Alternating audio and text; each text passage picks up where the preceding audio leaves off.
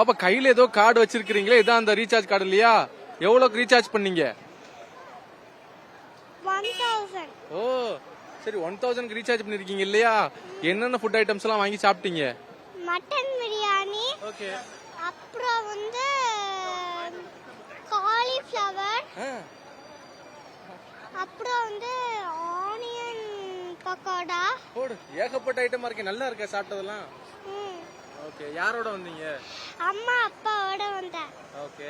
இப்ப லீவ் டைம்னு வந்திருக்கீங்க, எக்ஸ்பீரியன்ஸ் நல்லா இருக்கா? உங்களுக்கு இந்த கூட்ட நெரிசல்லாம் எப்படி இருக்கு? கூட்டம் எல்லாம் ரொம்ப ரஷ்ஷா இருக்கறனால நடக்க கூட முடியல. ஓகே. ஆனா ஜாலியா இருக்கா? ஓகே. வந்துட்டு இதுக்கப்புறம் சாப்பிட்டு முடிச்சிட்டீங்களா? வீட்டுக்கு தான் போறீங்களா இல்ல வேற ஏதாவது டேஸ்ட் பண்ணலாம் இருக்கீங்களா? இல்ல, பீச்சுக்கு போயிட்டு விளையாடணும். Okay okay, thank you. கையில ஒரு டிஃபரெண்டான ஐட்டமா வச்சிருக்கீங்களே, என்ன இது? ராகி ஆடை. அப்படியா?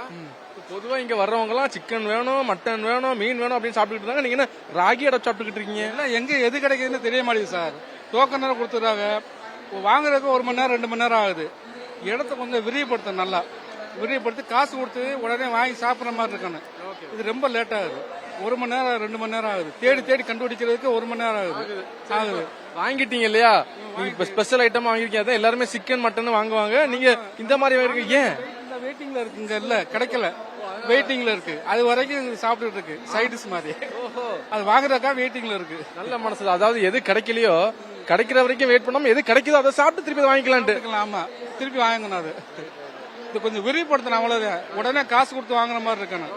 டோக்கன்லாம் அது சரிப்பட்டு வராது. உணவு திருவிழாக்கு வந்திருக்கீங்க.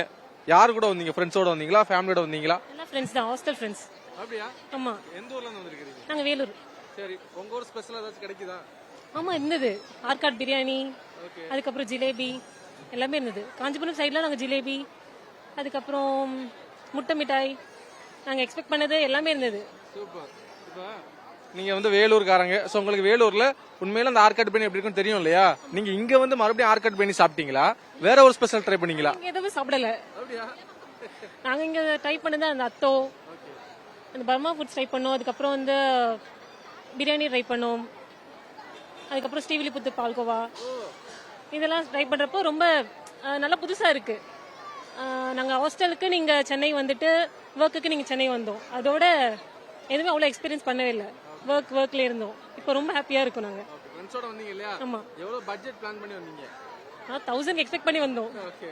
இப்போ நீங்க நினைச்சதை விட ரேட் கம்மியா இருக்கா இல்லனா கொஞ்சம் கூடயா இருக்கா? ஆவரேஜ் தான், ரொம்ப ரேட்டுன்னு சொல்ல முடியாது. குவாண்டிட்டி ஓகே தான். ஓகே, சாப்பிடுற அளவுக்கு இருக்கு.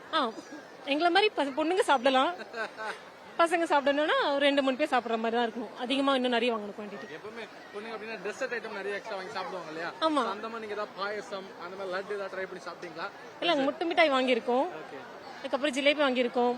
இன்னும் வந்து பாயசம் லட்டு எல்லாம் போய் ரீசார்ஜ் பண்ணிட்டு வாங்கலாம்னு போயிட்டு இருக்கோம். ஆமா. செய்திகளை உடனுக்குடனும் துல்லியமாகவும் தெரிந்து கொள்ள சப்ஸ்கிரைப் பண்ணுங்க.